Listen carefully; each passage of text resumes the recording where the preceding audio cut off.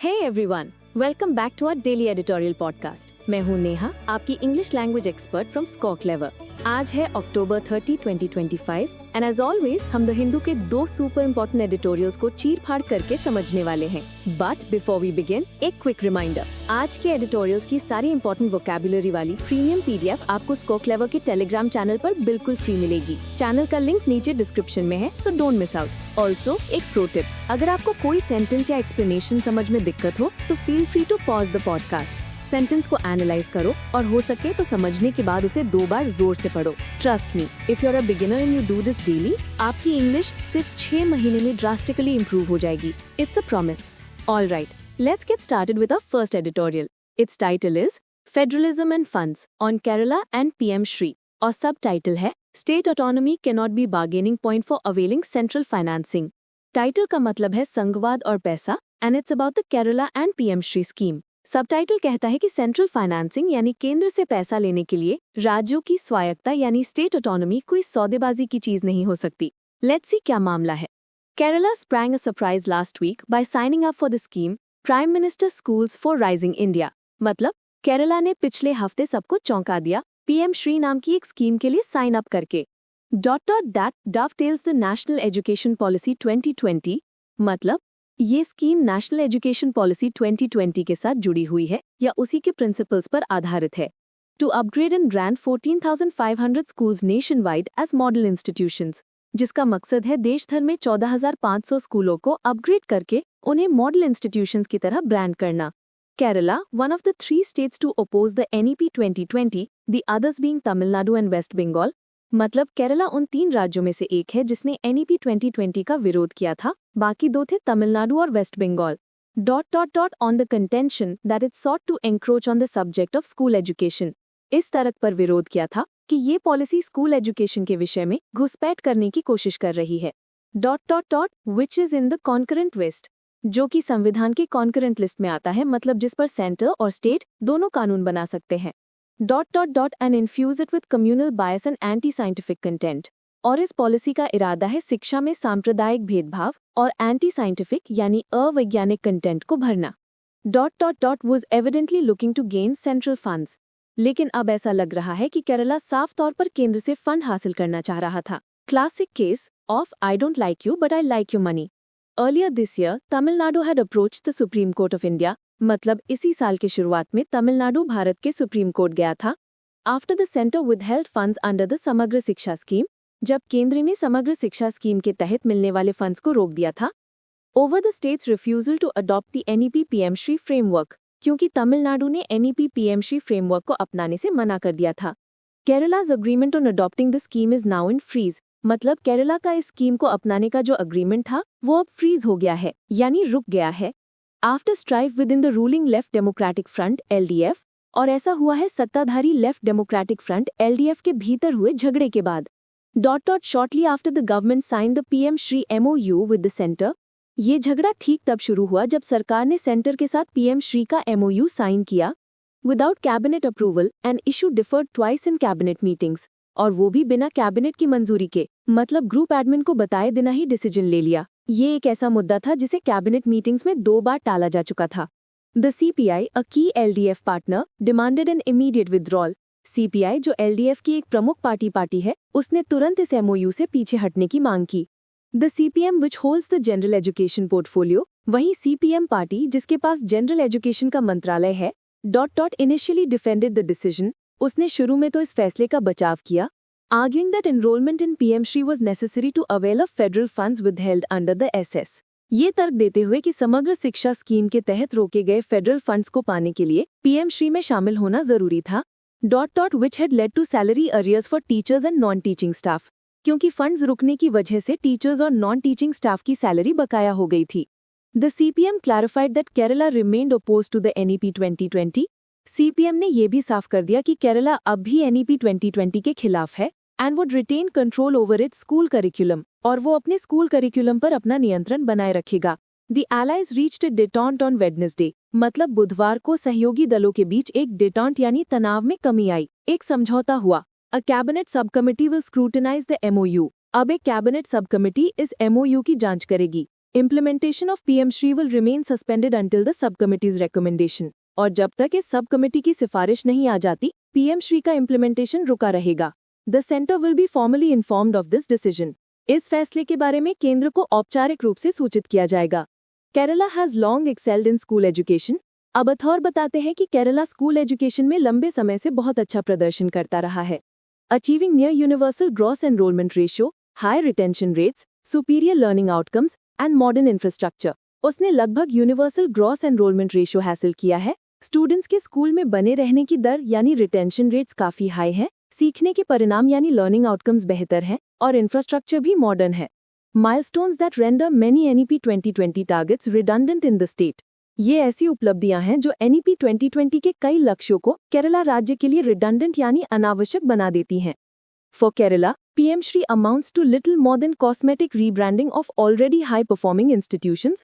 केरला के लिए PM Shri पहले से ही अच्छा प्रदर्शन कर रहे संस्थानों की कॉस्मेटिक रीब्रांडिंग यानी सिर्फ ऊपरी दिखावे की ब्रांडिंग से ज्यादा कुछ नहीं है. But the state would be forced to comply with provisions of NEP 2020 for integration of Indian knowledge systems, which many reckon is a euphemism for pseudoscience. लेकिन राज्य को NEP 2020 के प्रावधानों का पालन करने के लिए मजबूर होना पड़ेगा, खासकर इंडियन नॉलेज सिस्टम्स को इंटीग्रेट करने के लिए, जिसे कई लोग स्यूडो साइंस यानी छद्म विज्ञान के लिए एक यूफेमिज्म यानी एक पोलाइट टर्म मानते हैं. It is regrettable that the center withholds federal funds under the SS to arm twist states into accepting NEP 2020 और PM Shri. ये बहुत अफसोस की बात है कि केंद्र सरकार समग्र शिक्षा के तहत फेडरल फंड्स को रोककर राज्यों पर NEP 2020 या PM Shri को अपनाने के लिए दबाव डाल रही है, बेसिकली आर्म ट्विस्ट कर रही है. While Tamil Nadu has pursued legal redress, its case has not received the judicial urgency it warrants. हालांकि तमिलनाडु ने कानूनी समाधान का रास्ता अपनाया है, लेकिन उसके केस को वो न्यायिक तात्कालिकता नहीं मिली है जिसका वो हकदार है. In India's federal polity, the judiciary must robustly defend cooperative federalism whenever it is undermined. Bharat की संघीय राजव्यवस्था में न्यायपालिका को कोऑपरेटिव फेडरलिज्म यानी सहकारी संघवाद की मजबूती से रक्षा करनी चाहिए जब भी उसे कमजोर किया जाए. As Kerala pauses PM Shri, it must consider litigation to secure its rightful share of central funds. अब जब केरला ने PM Shri को रोक दिया है, तो उसे भी सेंट्रल फंड्स में अपना हक का हिस्सा सुरक्षित करने के लिए लिटिगेशन यानी मुकदमेबाजी पर विचार करना चाहिए. Federalism and state autonomy cannot be bargaining points in the quest for funds. और कंक्लूजन में अथॉर फिर से कहते हैं कि संघवाद और राज्यों की स्वायत्ता फंड्स की तलाश में सौदेबाजी का मुद्दा नहीं बन सकते. That was some heavy political analysis. Center-state relations, always a hot topic for UPSC aspirants. Anyway, let's take a quick break from the serious stuff. दोस्तों, एडिटोरियल तो हम पढ़ा ही रहे हैं, but what about vocabulary, idioms and phrases and phrasal verbs? उन्हें याद रखना कितना मुश्किल होता है, right? Well, not anymore. ScoClever की ऐप अब Google Play Store पर अवेलेबल है. इसमें हमने एक यूनिक लर्निंग टेक्निक यूज की है, जो आपको वर्ड्स को एक बार में याद करने में हेल्प करती है. You learn once and never forget. तो इंतजार किस बात का? Download the ScoClever app today. And hey, ये जो नया पॉडकास्ट इनिशिएटिव हमने शुरू किया है, कैसा लग रहा है? प्लीज कमेंट करके अपना फीडबैक जरूर देना. It takes a lot of effort to create this for you, so please हमें लाइक, शेयर और सब्सक्राइब करके सपोर्ट करें. All right, break over. Let's dive into our second editorial जो इकोनॉमी से रिलेटेड है. The title is Uneven Growth on Industrial Production Data for September.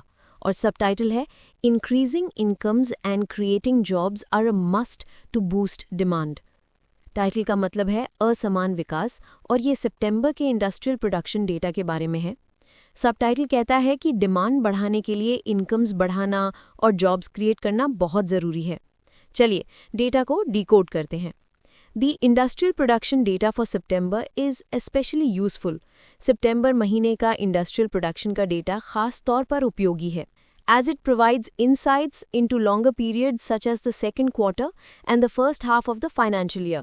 क्योंकि ये हमें दूसरे क्वार्टर और फाइनेंशियल ईयर के पहले 6 महीनों जैसे लंबे टाइम पीरियड्स की जानकारी देता है. The news is not all bad, but there are areas that warrant attention. खबर पूरी तरह बुरी नहीं है, चलो शुक्र है, पर कुछ ऐसे एरियाज हैं जिन पर ध्यान देने की सख्त ज़रूरत है. When looked at on a half-yearly basis, जब हम इसे छमाही आधार पर देखते हैं, तो IIP data for April-September 2025 show that industrial growth was the slowest in at least 5 years. तो अप्रैल-सितंबर 2025 का IIP डेटा दिखाता है कि इंडस्ट्रियल ग्रोथ पिछले कम से कम 5 सालों में सबसे धीमी थी. at just 3%, the half-yearly growth is well below what it should be. सिर्फ 3% पर ये छमाही ग्रोथ जितनी होनी चाहिए उससे बहुत कम है. However, quarterly growth shows that things are improving. हालांकि क्वार्टरली ग्रोथ दिखाती है कि हालात सुधर रहे हैं. Q2 growth was a more robust 4.1% compared to 2% in Q1. दूसरे क्वार्टर में ग्रोथ ज़्यादा मजबूत 4.1% थी, जबकि पहले क्वार्टर में ये सिर्फ 2% थी. The bright spot in all of this, at least on the surface, has been the manufacturing sector. इस सब में जो bright spot है, कम से कम ऊपरी तौर पर, वो है manufacturing sector. In September, it grew by 4.8%, the second highest in this financial year. सितंबर में ये 4.8% से ग्रो हुआ, जो इस फाइनेंशियल ईयर में दूसरा सबसे ज़्यादा है. On a quarterly basis too, the sector's growth bounced back to 4.9% in the July-September 2025 quarter. Quarterly basis पर देखें तो जुलाई-सितंबर 2025 क्वार्टर में मैन्युफैक्चरिंग सेक्टर ने 4.9% की मजबूत ग्रोथ दिखाई. The fastest quarterly growth it has seen since the quarter ended December 2023. ये दिसंबर 2023 में खत्म हुए क्वार्टर के बाद से सबसे तेज क्वार्टरली ग्रोथ है. On a half-yearly basis too, the sector's growth bounced back to 4.1% in the April-September 2025 half, after having slowed to 3.8% in the first half of the previous year. Half-yearly basis पर भी इस sector की growth अप्रैल-सितंबर 2025 की छमाही में 4.1% पर वापस आ गई, जबकि पिछले साल की पहली छमाही में ये धीमी होकर सिर्फ 3.8% रह गई थी. मिनिंग सेक्टर की एक्टिविटी सितंबर 2025 में दूसरे क्वार्टर में और फाइनेंशियल ईयर की पहली छमाही में भी कंट्रैक्टेड हुई, यानी सिकुड़ गई. While some of this can be attributed to the monsoon this year, हालांकि इसका कुछ श्रेय इस साल के मॉनसून को दिया जा सकता है, फिर भी ये परफॉर्मेंस असामान्य रूप से खराब है. Strengthening the sector should be a priority to shore up India's energy and strategic mineral security. Bharat की एनर्जी और स्ट्रेटेजिक मिनरल सिक्योरिटी को मजबूत करने के लिए इस सेक्टर को स्ट्रेंथन करना एक प्रायोरिटी होनी चाहिए. Now the author warns us. The manufacturing sector's apparent strong performance too is not something that should be taken at face value. Manufacturing sector का ये जो मजबूत प्रदर्शन दिख रहा है, उसे भी फेस वैल्यू पर नहीं लेना चाहिए, मतलब जैसा बिक रहा है वैसा मानना नहीं है. The data show that the growth is not broad-based and is instead concentrated in some sectors. Data दिखाता है कि ये ग्रोथ ब्रॉड-बेस्ड नहीं है, यानी सभी सेक्टर्स में नहीं है, बल्कि कुछ ही सेक्टर्स में कॉन्सेंट्रेटेड है. Of the 23 main manufacturing subsectors measured in the IIP में मापे जाने वाले 23 main manufacturing subsectors में से more than half contracted in the July-September 2025 quarter. आधे से ज़्यादा में जुलाई-सितंबर 2025 में गिरावट आई. Of concern is that labor-intensive sectors such as apparels, leather products, rubber products and plastics all contracted in the September 2025 quarter. चिंता की बात यह है कि लेबर इंटेंसिव सेक्टर्स जैसे कि कपड़े, चमड़े के उत्पाद, रबर प्रोडक्ट्स और प्लास्टिक्स, इन सब में सितंबर 2025 क्वार्टर में गिरावट देखी गई. लेबर इंटेंसिव सेक्टर मतलब जहां जॉब्स ज़्यादा क्रिएट होती हैं. Bad news for job seekers. The sectors that grew included wood products, mineral products, basic metals and fabricated metal products. जिन सेक्टर्स में ग्रोथ हुई उनमें wood products, mineral products, basic metals और फैब्रिकेटेड मेटल प्रोडक्ट्स शामिल थे. Many of which are more capital intensive, जिनमें से कई ज़्यादा कैपिटल इंटेंसिव हैं, मतलब इनमें जॉब से ज़्यादा मशीन और पैसे का काम होता है. If this trend persists, it could have negative implications for job creation and warrants attention. अगर ये ट्रेंड बना रहता है तो इसका जॉब क्रिएशन पर नकारात्मक प्रभाव पड़ सकता है और इस पर ध्यान देने की ज़रूरत है. The other troubling aspect of the data is that the consumer non-durable sector has contracted for the last 6 consecutive quarters. Data का दूसरा परेशान करने वाला पहलू ये है कि कंज्यूमर नॉन-ड्यूरेबल सेक्टर पिछले लगातार 6 क्वार्टर्स से सिकुड़ रहा है. While some of these are essential items such as salt and edible oils, others are items of discretionary spending. हालांकि इनमें से कुछ ज़रूरी चीज़ें हैं जैसे नमक और खाने का तेल, बाकी डिस्क्रिशनरी स्पेंडिंग यानी अपनी मर्जी से खर्च करने वाली चीज़ें हैं. Much of this is because of the base effect, but slack demand has been a problem that policymakers have been grappling with for some time. इसका ज़्यादातर कारण बेस इफेक्ट है, लेकिन सुस्त डिमांड एक ऐसी समस्या है जिससे पॉलिसीमेकर्स कुछ समय से जूझ रहे हैं. The only real solution lies in increasing incomes and creating jobs. और इसका एकमात्र असली सलामन लोगों की इनकम बढ़ाने और जॉब्स क्रिएट करने में ही है. फाइनली बात तो पते की कही, हम स्टूडेंट्स की भी यही डिमांड है. So that's a wrap on today's editorials. एक तरफ सेंटर स्टेट फंडिंग का कॉम्प्लेक्स इशू और दूसरी तरफ इकोनॉमी की uneven growth. Both are super important for your exams. And now for the most exciting part of the day. क्या आप अपनी वोकैबुलरी स्किल्स को टेस्ट करने के लिए तैयार हैं? Then get ready for the editorial vocab league on our Telegram channel. It's the IPL for editorial vocabulary. Yes, you heard it right. हम रोज शाम 7 बजे लाइव क्विज होस्ट करते हैं जिसमें आज के एडिटोरियल्स की वोकैबुलरी कवर होती है. हर रोज score, weekly leaderboard and there are monthly leagues with exciting rewards for the winners. It's fun, competitive, and the best way to master new words daily. So what are you waiting for? Join the Score Clever Telegram channel right now. Link description में है.